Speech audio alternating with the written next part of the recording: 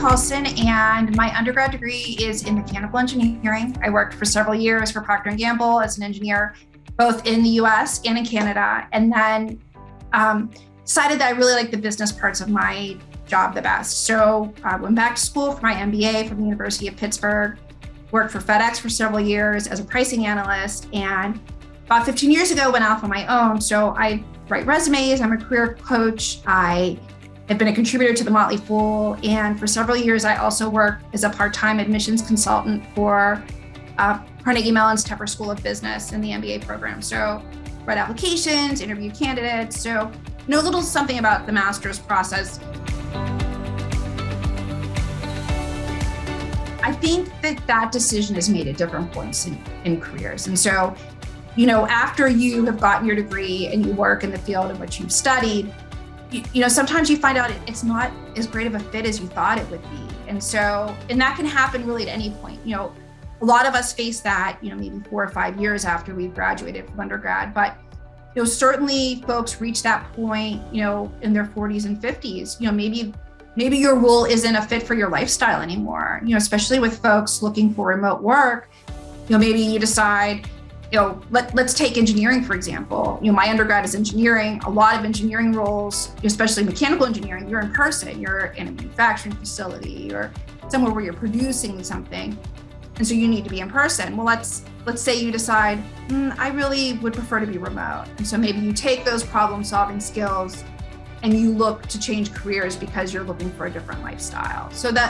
But yes, I've seen career changes at all sorts of different points. And it seems like it's really, both, am I interested in pursuing this field anymore? And it's also, does this really fit with my lifestyle?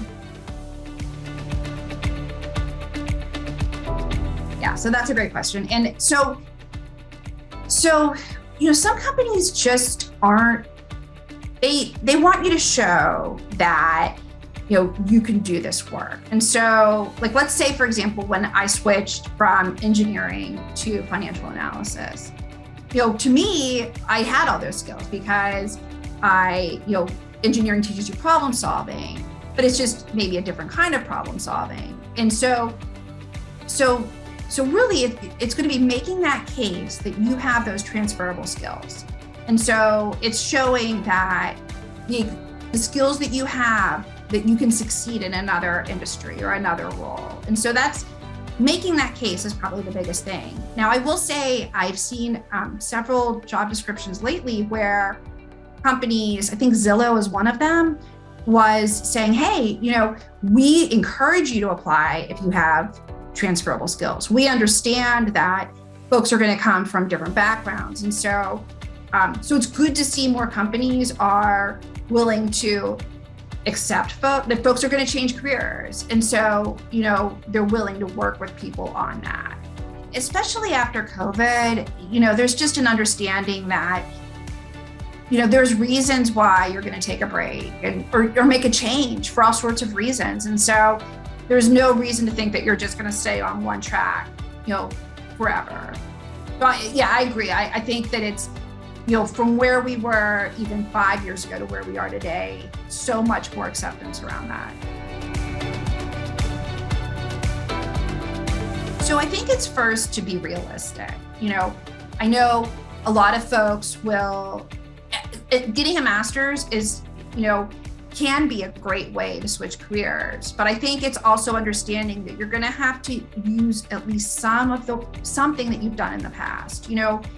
In reviewing, when I was reviewing admissions applications, we used to call it a double switch. So sometimes folks would try to switch industry and career, and so often, you can make one of those work. You can switch, roles, you can switch industries, but it's really hard to do both.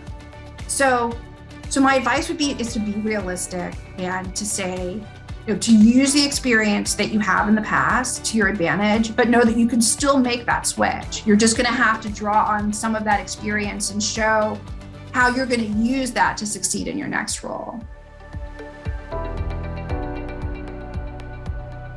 So let's say that you're looking to make a switch from engineering to business.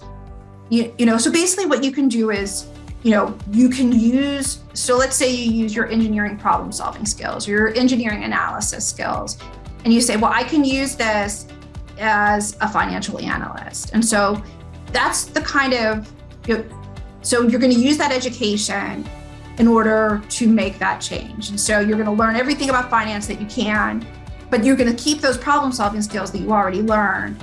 And then you're going to put all of that together into making that switch. And so no matter what industry or no matter what career you're looking to switch from, your goal is to really draw upon that experience that you have and then take that education and kind of, boost yourself into that next career.